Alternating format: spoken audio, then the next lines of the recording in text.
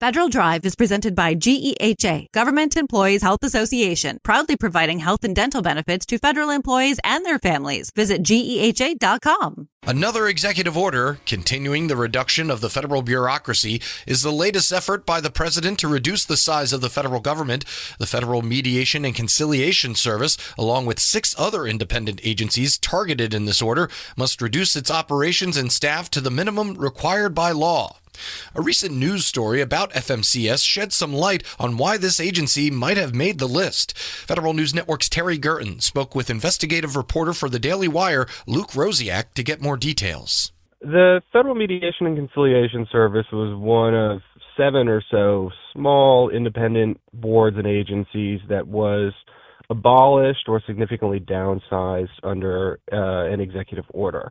So these agencies included things like Voice of America's parent agency and the Minority Business Development Association and a couple smaller boards.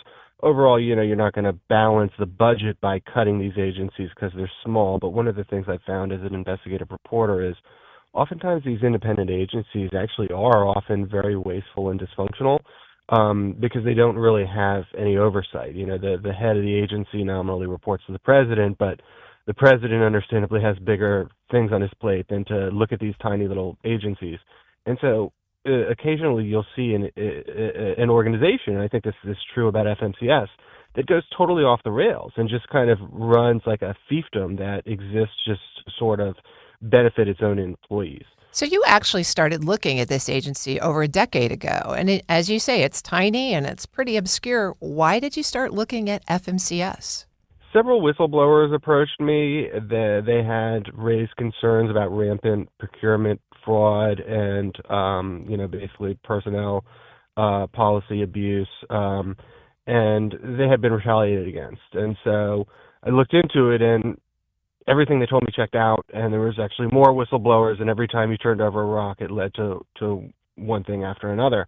And the first thing that was stuck out about this agency is, at the time, they had this 9-story office tower on K Street, and they only had 60 employees working in it. This is obviously before the pandemic, before work from home was a thing. And so they had this massive office tower really for no reason, and GSA had been telling them to relocate, but they wouldn't do it.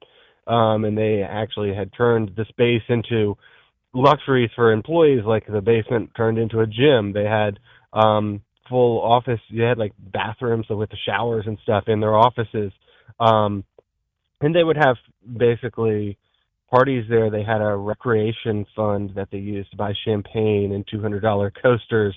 The other things were just kind of remarkably the things they were doing with personnel, like the way that they would game the system to get money for the employees, was something I'd never seen at any other agencies. For example, they had a deputy director who they listed as being on a 6-year-long business trip to D.C.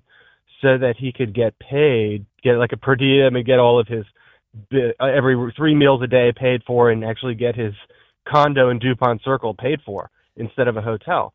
But he just lived in D.C. He was deputy director of an agency in D.C.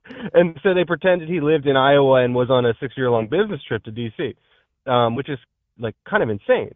And then they would do the similar with other employees to game the cost of living adjustment. They would there were employees that were working remotely from low cost of living areas, and they would fraudulently list them as living in higher cost of living areas so that they could get higher pay. And just on and on. They didn't really do bidding of contracts. They would just give contracts to their friends. In one case, and one of the employees, the maid of honor at her wedding or whatever, got a contract. They were letting the contractors write their own statement of work. And then of course the contractors that they wanted to win would win. Would win. They basically wrote the RFP. And so some of these contractors were getting $1,500 a day plus travel costs to train them. And so, it was really just kind of an agency gone awry. They had portraits of the oil paintings of the agency staff made, some of the artwork that they purchased from the director's wife, just a lot of very credible and substantiated allegations of essentially self-dealing. So I'm speaking with Luke Rosiak, investigative reporter for the Daily Wire. You know, Luke, FMCS doesn't deny your findings, but it did issue a recent agency statement that said your findings actually sparked some substantial reforms and clean audits and improved oversight. Have you seen any evidence of that improvement to follow up? No, I haven't at all. And, I would say at the time that I did these stories in 2015, they denied it. They falsely denied it. They said there was nothing there. And now 10 years later, they're claiming like, oh, yeah, well, there was, but that's old. They never took responsibility for this in the beginning, to begin with. I mean, they were, so purchase cards are usually, like they call it blocked, so you can't just buy whatever you want. They had it on blocked so that they spent $18,000 at a jewelry store. They were leasing BMWs for themselves. One employee used his purchase card to pay for the golf channel at his vacation home. Another employee used his purchase card to pay his wife's cell phone bill. And so to fast forward, and I think you're right, I mean, you could say this stuff was old. This stuff was from 10 years ago, but there's more recent scandals, sort of continuous scandals. And this is some stuff I can talk about that I didn't report in the Daily Wire, but to kind of bring us up to the modern era. So the Biden administration never had a confirmed director for FMCS. And the reason is because of similar allegations like this. So there was a guy named Javier Ramirez who was like a GS-15, and the Biden administration nominated him to be the director. So the first thing he did is, while his nomination was pending, he applied for an SES job in the agency. And that was viewed as corrupt because basically the executive resource panel that was evaluating whether who they should hire for this SES position, they felt pressured to hire the dude who might be their boss if he got confirmed. And the second thing is, he did get that SES job, but he never wound up getting confirmed because of allegations of similarly like creating high-paid jobs for his friend, very similar to what happened 10 years ago. And so they had like 7 director positions that were all GS-15. So this guy is deputy director, SES. He decided to basically make everyone recompete for their jobs, which is, if Trump or Doge did that, people would probably say, this is crazy, that's unheard of, how can you do that?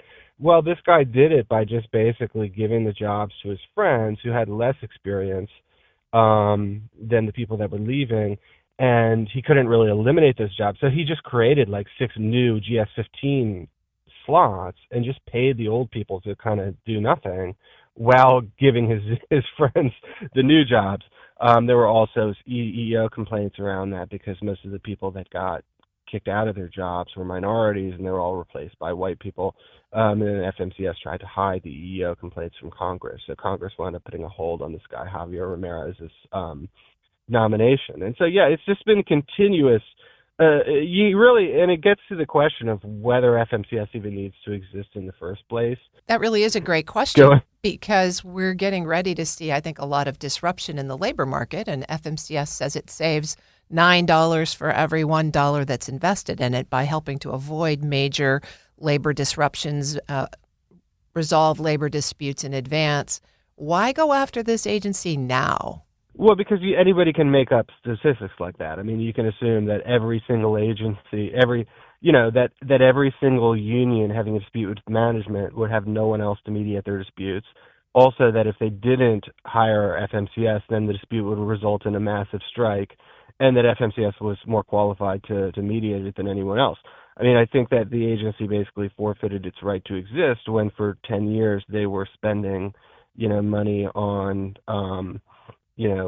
basically the 6-year business trip alone. I think the in-house gym, the bathrooms in their office, basically employees there was one employee who retired and immediately incorporated an LLC that then purchase cards were used to pay that LLC $85,000.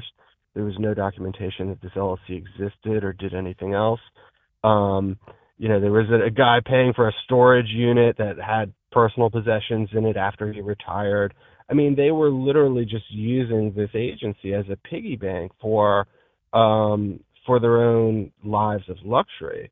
And then basically they would travel across the country, go into, not the country, but the world, go into islands off the coast of Greece and so on, And they would say, basically, we're trying to drum up business for FMCS because nobody knows we exist. And so maybe if we globetrot, then people will hear of us. And so they were basically admitting that there's not much demand for this agency, but the travel was used to justify maybe someday someone will want to use our voluntary services, because that's what it is. It's voluntary mediation services that people can elect to contract with them the same way that they would with private arbitrators. Well, it seems like the agency is down to about a dozen people now from 200 before the Trump order. So I guess we'll soon be testing your theory about whether anybody will miss FMCS in the marketplace. Yeah, I guess we'll see. Luke Rosiak is an investigative reporter with the Daily Wire. We did reach out to FMCS to discuss Luke's reporting as well and received no response. You can find this interview along with a link to Luke's reporting at federalnewsnetwork.com/Federal Drive. Subscribe to the Federal Drive wherever you get your podcasts.